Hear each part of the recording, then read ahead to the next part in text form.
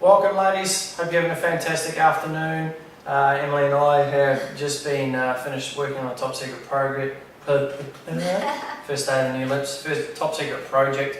Really happy and we're really excited to be bringing it to you very soon of course. But as promised, I want to do a special Q&A today, and that's video based Q&A where I got you to write out some specific questions that you'd like answered. And you have done that, and the ones with the most likes will get answered today. So what have we got here? Okay, so first one is from Melinda. Brett, I want to know what has driven you and Emily to create your programs. I want to know your stories. Did you alter your lifestyle dramatically because you were once overweight, unhappy, sluggish and fat? Why did you create the programs? There is always a story as to where the intentions and actions and success came from, and I would truly love to read what you and Emily have to say about this. Right, that's a fantastic question, Linda, and I'll break that down into some smaller questions. So first things first, I think the question of what was I ever overweight, or do I have a specific story in regards to what got me into this industry? And to be totally honest, I've always, I guess, being that type of really hyperactive type of child, so I was never really overweight, never had an issue with weight at all. And I think it was my passion for sport and fitness that really got me into the industry to start with. Speaking for myself and not Emily here, but I think it's just the passion that I know it's an industry that you can help people and you can change their lives, you know, within a very short time period. And I get really satisfied and get a lot of satisfaction out of seeing that happen with people. You know, for example, the 21-day product that I've created, and that's one of our older products, but still very successful to this day. And it just shows you that it comes down to a whole lot of things, you know, not just your physical side, it comes down to the mental aspect as well. And that's what really gets me into this type of thing is the results that can happen in a relatively short time frame. So that's a very mumbled answer, but I guess that covers my part. And what did you? Yeah, look, I wouldn't say that I was ever overweight as well my whole life. Growing up as a child, I was always very active with sports. Could never keep me inside, that's for sure, as a kid. Still can't. It got me to where I am today because I was actually in a bad state in a previous relationship. Not only mentally but physically I was in a bad state. So I had very low self-esteem. So I wanted to change my life, so I went and joined the gym, and that's where I met this fantastic man, and I grew a lot of confidence, and I could see that this industry changes people's lives, and I'm here to teach girls that, you know, to love yourself and to be comfortable in your own skin. And the satisfaction that I've got from working in this industry is just so rewarding, and I will continue to do it till the day I die. So yeah, that's my side. Cool. I think we covered that. Yeah. It was a long one, but why do we create programs? Yeah, I guess it's the whole life-changing thing of people as well. And again, while we create programs, another thing is that we can affect more people than we can affect by coming to our specific training programs. So I started off as a trainer, training people one-on-one, but now being able to affect people from all around the world and change their life, that's just unbelievable. So thanks for the question. Cool. What have we got next, Sam? Next one we've got from Kylie. So Kylie. She asked us, whilst I'll try to be prepared and pre-plan my meals once or twice a week, I seem to fall undone.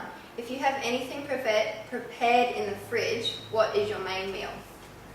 That's a fantastic question, and I'm a big fan on, not that I personally do a lot of cooking myself, chef over here, but I'm a big believer on cooking extras at night, and I grew up in a family where we always had some extras where the next day, you know, you'd have some food already there. So it comes down to, I believe, the preparation at dinner. So if you're cooking some lean beef sausages at night, I'll always make sure that there's some extra cooked in the morning, so you know I could wake up and have sausages for breakfast. I've always got a chicken on hand, so you know we'll go to the local deli and just get a chicken and make sure there's a roast chicken in the fridge, because you can always snack on that. And I guess among those,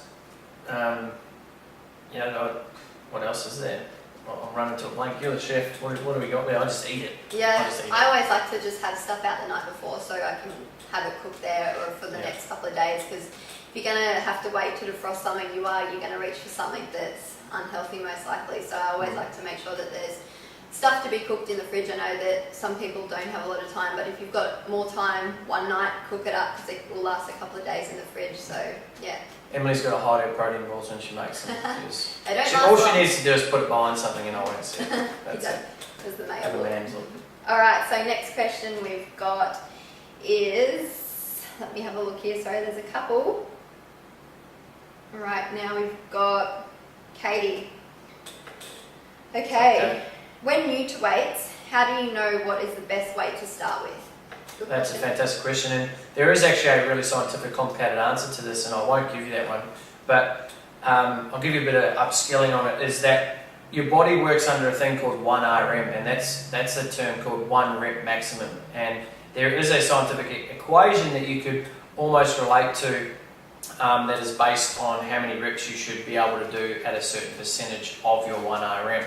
Now in English, basically the easiest answer I can give you is pick up a weight, see how you go doing 8 to 10 to 12 repetitions on it, and if the weight's too easy and you feel as though you can do an extra 5, 10, even 15 reps, then it's probably not going to be causing you or giving you as much resistance as you need.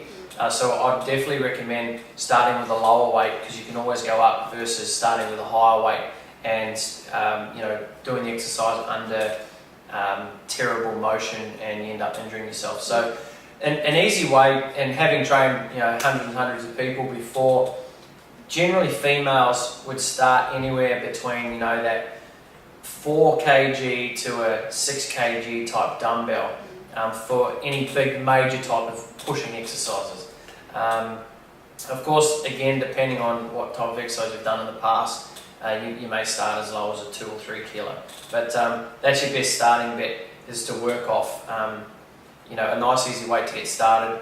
And if you're busting your baller, let's say your workout says to do 10 repetitions and you're like really struggling there to get those extra 2 up, then I'd suggest just drop back 1 and make sure you can complete your allotted reps in a safe manner, feeling as though you've had a decent workout. You can look at it from, this is turning into a long answer, isn't it? You could work this out based, I could talk forever. You could base this on a thing called RPE, which is your rate of perceived exertion. Now that's an easy way to look at that scientific formula. So if you look at it from a 7 out of 10 being 70%, now let's say for example, you've finished those 10 repetitions and you're feeling at about a 7 out of 10, 10 being completely exhausted. But if you're feeling around that 6 to 7 out of 10, then that's a good position to be in. So. Yeah, awesome. All right, and we've got one more. All right, one more. Fire. Okay, we have from Brooke. I'd love to know if it's true you should shake up your diet now and again if you can eat the same types of food continually with just a little variation, and is it okay to eat lots of chicken? Well, I'll start with the chicken thing. Personally, I've probably consumed more chicken than a small family has. Not KFC chicken? No. Not KFC chicken. Probably KFC chicken in my bad days. No, we won't talk about that. Basically, chicken is, it's a great source of food, so I don't believe you can ever have too much chicken. However, for the people out there who will go, oh, but what if you 30 breasts a day? Well, that's too much, okay? So you need to be realistic. At a stage there when I was in preparation for a bodybuilding competition that I never ended up doing, by the way, because I tore my forearm muscle. I won't talk about it because I was upset. I was eating 3 to 4 chicken breasts a day. So look, you're never going to have to worry about that. So no, there is no limit on how much chicken you can eat. Secondly, do you need to change up your diet? Personally, I believe it's always great to add variety, but it always comes from those core fundamentals of food. Now, there's people out there who eat just because they need to eat to survive. There's people who eat out there because it's just what they love doing, and they eat to live type of thing. Live to eat.